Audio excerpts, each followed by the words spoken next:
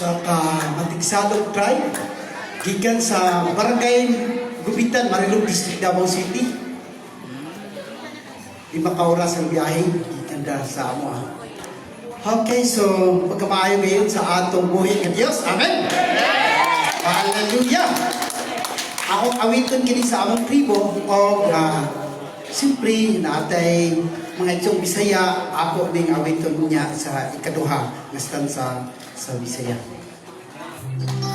Hallelujah.